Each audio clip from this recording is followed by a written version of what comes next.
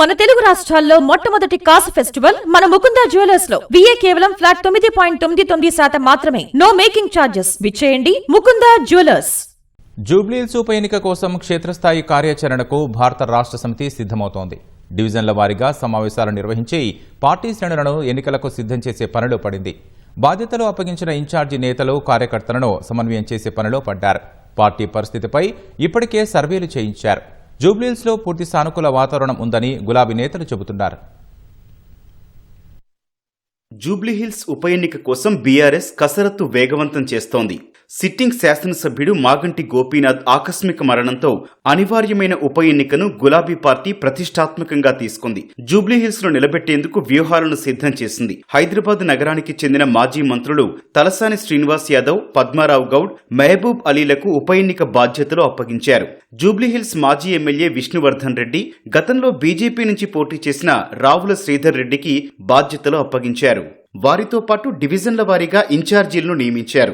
ఎమ్మెల్యేలు, ఎమ్మెల్సీలకు ఈ బాధ్యతలు అప్పగించారు. ఎమ్మెల్యేలు మాధవరం కృష్ణారావు, సుధీర్ రెడ్డి, వివేకానంద గౌడ్, ముఠా గోపాల్, ఎమ్మెల్సీలు పోచంపల్లి శ్రీనివాస్ రెడ్డి, దాసోజు శ్రవణ్, శంభీపూర్ రాజు, రవీందర్ రావు, మాజీ ఎమ్మెల్యేలు వినయ్ భాస్కర్, నల్లమోతు భాస్కర్ రావులను డివిజన్లకు ఇన్ఛార్జీలుగా నియమించారు. వారితో ఇప్పటికే సమావేశమైన బీఆర్ఎస్ కార్యనిర్వాహక అధ్యక్షుడు కేటీఆర్ కార్యాచరణపై చర్చించారు. నియోజకవర్గంలోని పరిస్థితి, ఇప్పటి వరకు చేపట్టిన కార్యక్రమాలు తదితర అంశాలపై నేతలు చర్చించి తదుపరి చేపట్టాల్సిన కార్యక్రమాలపై దిశానిర్దేశం చేశారు. పార్టీ పరిస్థితి చాలా మెరుగ్గా ఉందని, అందరూ కలిసికట్టుగా కృషి చేయాలని నేతలకు కేటీఆర్ స్పష్టం చేశారు. శాసనసభ ఎన్నికల్లో బీఆర్ఎస్ పై పూర్తి విశ్వాసం చూపిన ప్రజలు ఇప్పుడు కూడా అదే అభిప్రాయంతో ఉన్నారని ఆయన వ్యాఖ్యానించినట్లు సమాచారం. సమష్టి కృషితో జూబ్లీహిల్స్ ఉప ఎన్నికలో పార్టీని గెలిపించుకుని సత్తా చాటుదామని నేతలతో కేటీఆర్ వ్యాఖ్యానించారు. బీఆర్ఎస్ హయాంలో చేసిన అభివృద్ధి, సంక్షేమ కార్యక్రమాలు, మాగంటి గోపీనాథ్ చేసిన సేవలను ప్రజల్లోకి విస్తృతంగా తీసుకెళ్లాలని తెలిపారు. వీలైనంత త్వరగా డివిజన్ల వారీగా బూత్ స్థాయి నేతల సమావేశాలు నిర్వహించాలని నిర్ణయించారు. సంతాప సభల అనంతరం మిగిలిన డివిజన్ల వారీగా బూత్ స్థాయి నేతల సమావేశాలు నిర్వహించనున్నారు. ప్రతి డివిజన్ నుంచి 500 మంది వరకు నేతలతో నిర్వహించే సమావేశాలకు కేటీఆర్ హాజరవుతారు.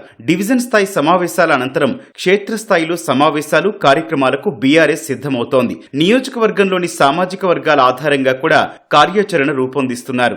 జూబ్లీహిల్స్ లో పార్టీ పరిస్థితిపై బీఆర్ఎస్ ఇప్పటికే పలు సర్వేలు చేయించింది. అన్ని సర్వేలు కూడా పూర్తి అనుకూలంగా ఉన్నాయని, బీఆర్ఎస్ కు ఇతర పార్టీలకు తేడా ఎక్కువగా ఉందని నేతలు చెబుతున్నారు.